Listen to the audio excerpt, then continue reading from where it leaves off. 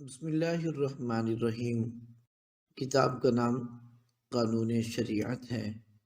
اس کتاب کے مصنف حضرت مولانا شمس الدین جعفری رضوی ہیں اور یہ کتاب تنظیم المدارس پاکستان کے نصاب میں شامل ہے جو کہ عامہ اول میں پڑھائی جاتی ہے۔ اس کتاب میں عقائد، نماز، روزہ، حج، زکوٰۃ، قربانی و عقیقہ، نکاح، طلاق، خرید و فروخت کے مسائل بیان کیے گئے ہیں۔ پہلا باب عقائد کے بیان میں ہے۔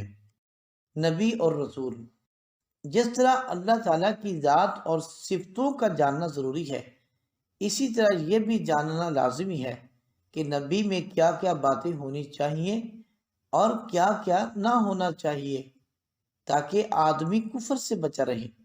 رسول کے معنی ہے خدا کے یہاں سے بندوں کے پاس خدا کا پیغام لانے والا۔ نبی کون ہوتا ہے؟ نبی وہ آدمی ہے جس کے پاس وحی یعنی خدا کا پیغام آیا، لوگوں کو خدا کا راستہ بتانے کے لیے، خواہ یہ پیغام نبی کے پاس فرشتہ لے کر آیا ہو یا خود نبی کو اللہ عز و جل کی طرف سے اس کا علم ہوا ہو۔ کئی نبی اور کئی فرشتے رسول ہیں۔ نبی سب مرد تھے، نہ کوئی جن نبی ہوا نہ کوئی عورت نبی ہوئی۔ عبادت ریاضت کے ذریعے سے آدمی نبی نہیں ہوتا، محض اللہ تعالیٰ کی مہربانی سے ہوتا ہے، اس میں آدمی کی کوشش نہیں چلتی۔ البتہ نبی اللہ تعالیٰ اسی کو بناتا ہے جس کو اس لائق پیدا کرتا ہے، جو نبی ہونے سے پہلے ہی تمام بری باتوں سے دور رہتا ہے اور اچھی باتوں سے صبر چکتا ہے۔ نبی میں کوئی ایسی بات نہیں ہوتی جس سے لوگ نفرت کرتے ہوں۔ نبی کا چال چلن، شکل و صورت، حسب و نسب، طور طریقہ، بات چیت سب اچھے اور بے عیب ہوتے ہیں۔ نبی کی عقل کامل ہوتی ہے۔ نبی سب آدمیوں سے زیادہ عقل مند ہوتا ہے۔ بڑے سے بڑے حکیم فلسفی کی عقل نبی کی عقل کے لاکھویں حصے تک بھی نہیں پہنچتی۔ جو یہ مانے کہ کوئی شخص اپنی کوشش سے نبی ہو سکتا ہے وہ کافر ہے، اور جو یہ سمجھے کہ نبی کی نبوت چھینی جا سکتی ہے وہ بھی کافر ہے۔ معصوم کون ہے؟ نبی اور فرشتہ معصوم ہوتا ہے، یعنی کوئی گناہ اس سے نہیں ہو سکتا۔ نبی اور فرشتہ کے علاوہ کسی امام اور ولی کو معصوم ماننا گمراہی اور بد مذہبی ہے۔ اگرچہ اماموں اور بڑے بڑے ولیوں سے بھی گناہ نہیں ہوتا، لیکن کبھی کوئی گناہ ہو جائے تو شرعاً محال بھی نہیں۔ اللہ عز و جل کا پیغام پہنچانے میں نبی سے بھول چوک نہیں ہو سکتی، محال ہے۔ نبی کی طرف تقیہ کی نسبت کا حکم، جو یہ کہے کہ کچھ احکام تقیۃً یعنی لوگوں کے ڈر سے یا کسی اور وجہ سے نہیں پہنچائے، وہ کافر ہے۔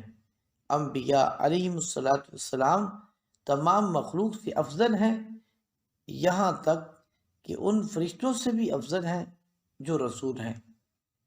ولی کو نبی سے افضل ماننے کا حکم۔ ولی کتنے ہی بڑی مرتبے والا ہو، کسی نبی کے برابر نہیں ہو سکتا۔ جو کسی غیر نبی کو کسی نبی سے افضل بتائے وہ کافر ہے۔ عقیدہ نمبر 17، نبی کی عظمت۔ نبی کی تعظیم فرض عین بلکہ تمام فرائض کی اصل ہے۔ کسی نبی کی ادنیٰ توہین یا تکذیب کفر ہے۔ سارے نبی اللہ تعالیٰ کے نزدیک بڑی وجاہت و عزت والے ہیں۔ ان کو اللہ تعالیٰ کے نزدیک معاذ اللہ عز و جل چوڑے چمار کی مثل کہنا کھلی گستاخی ہے اور کلمہ کفر ہے۔ نبی کی حیات۔ انبیاء علیہم السلام اپنی اپنی قبروں میں اسی طرح زندہ ہیں جیسے دنیا میں تھے۔ اللہ عز و جل کا وعدہ پورا ہونے کے لیے ایک آن کو انہیں موت آئی ہے، پھر زندہ ہو گئے۔ ان کی زندگی شہیدوں کی زندگی سے بڑھ کر ہے۔ عقیدہ نمبر 18، نبی کا علم۔ اللہ تعالیٰ نے انبیاء علیہم السلام کو غیب کی باتیں بتائیں۔ زمین و آسمان کا ہر ذرہ ذرہ ہر نبی کی نظر کے سامنے ہے۔ یہ علم غیب اللہ عز و جل کے دیے ہوئے سے ہے، لہٰذا یہ علم عطائی ہوا، اور اللہ تعالیٰ کا علم چونکہ کسی کا دیا ہوا نہیں ہے، بلکہ خود اسے حاصل ہے، لہذا ذاتی ہوا۔ اب جبکہ اللہ عز و جل کے علم اور رسول کے علم کا فرق معلوم ہو گیا، تو ظاہر ہو گیا کہ نبی اور رسول کے لیے خدا کا دیا ہوا علم غیب ماننا شرک نہیں بلکہ ایمان ہے، جیسے کہ آیتوں اور حدیثوں سے ثابت ہے۔ عقیدہ نمبر 19، کوئی امتی زہد و تقوی، اطاعت و عبادت میں نبی سے نہیں بڑھ سکتا۔ انبیاء علیہم السلام سوتے جاگتے ہر وقت یاد الہی میں لگے رہتے ہیں۔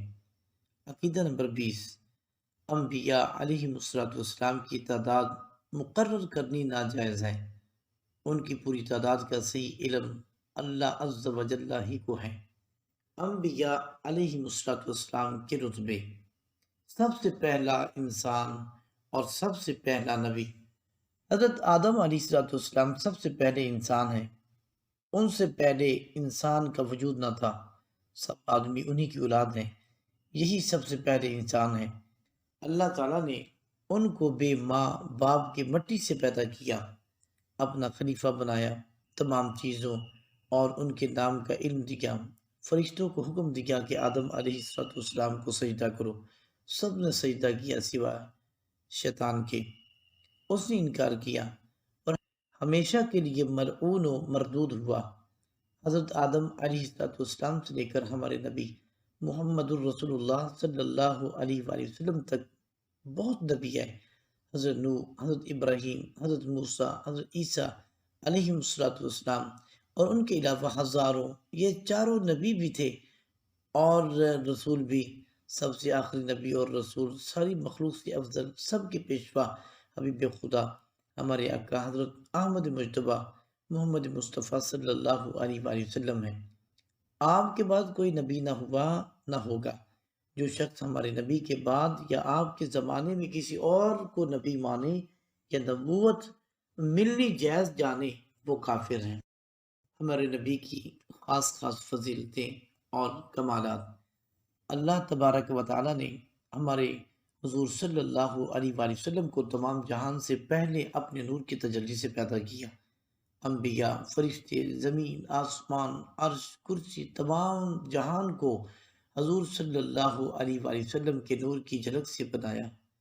اللہ یا اللہ کا برابر ہونے والے کے سوا جتنے کمال، جتنی خوبیاں ہیں، سب اللہ تعالیٰ نے ہمارے حضور صلی اللہ علیہ وآلہ وسلم کو دے دی۔ تمام جہان میں کوئی کسی خوبی میں حضور صلی اللہ علیہ وآلہ وسلم کے برابر نہیں ہو سکتا۔ حضور افضل الخلق اور اللہ تعالیٰ کے نائب مطلق ہے۔ حضور صلی اللہ علیہ وآلہ وسلم تمام انبیاء علیہ السلام کے نبی ہیں اور ہر شخص پر آپ کی پیروی لازم ہے۔ اللہ تعالیٰ نے اپنے تمام خزانوں کی کنجیاں حضور صلی اللہ علیہ وآلہ وسلم کو بخش دیں۔ دنیا اور دین کی سب نعمتوں کا دینے والا اللہ ہے اور بانٹنے والے حضور صلی اللہ علیہ وآلہ وسلم ہیں۔ اللہ تعالیٰ نے آپ صلی اللہ علیہ وآلہ وسلم کو معراج عطا فرمائی، یعنی عرش پر بلایا، اپنا دیدار آنکھوں سے دکھایا، اپنا کلام سنایا، جنت، دوزخ، عرش، کرسی وغیرہ تمام چیزوں کی سیر کرائیں۔ یہ سب کچھ رات کے تھوڑے سے وقت میں ہوا۔ قیامت کے دن آپ صلی اللہ علیہ وآلہ وسلم ہی سب سے پہلے شفاعت کریں گے، یعنی اللہ عز و جل کے یہاں لوگوں کی سفارش کریں گے، گناہ معاف کرائیں گے، درجے بلند کرائیں گے۔ اس کے علاوہ اور بہت سے خصائص ہیں جن کے ذکر کی اس مختصر میں گنجائش نہیں۔ عقیدہ نمبر 21، نبی کی کسی چیز کو ہلکا جاننے کا حکم۔ حضور صلی اللہ علیہ وآلہ وسلم کے کسی قول و فعل اور عمل و حالت کو جو حقارت کی نظر سے دیکھے کافر ہے۔ معجزہ و کرامت کا فرق، وہ عجیب و غریب کام جو عادتاً ناممکن ہو، جسے نبی اپنی نبوت کے ثبوت میں پیش کرے اور اس سے منکرین عاجز ہو جائیں، وہ معجزہ ہے۔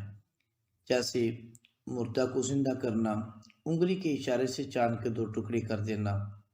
ایسی عجیب و غریب بات اگر ولی سے ظاہر ہو تو اسے کرامت کہتے ہیں، اور نڈر، بدکار یا کافر سے ہو تو اس کو استدراج کہتے ہیں۔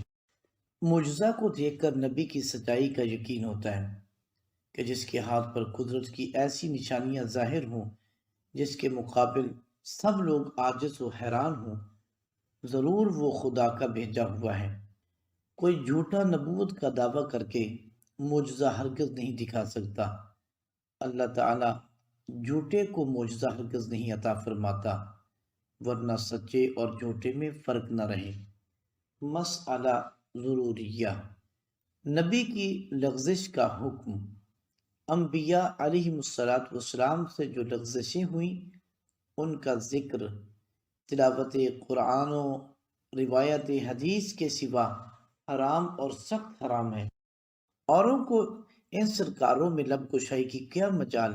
اللہ تعالیٰ ان کا مالک ہے، جس محل پر جس طرح چاہے تعبیر فرمائے، اور اس کے پیارے بندے ہیں، اپنے رب کے لیے جس قدر چاہیں تواضع کریں۔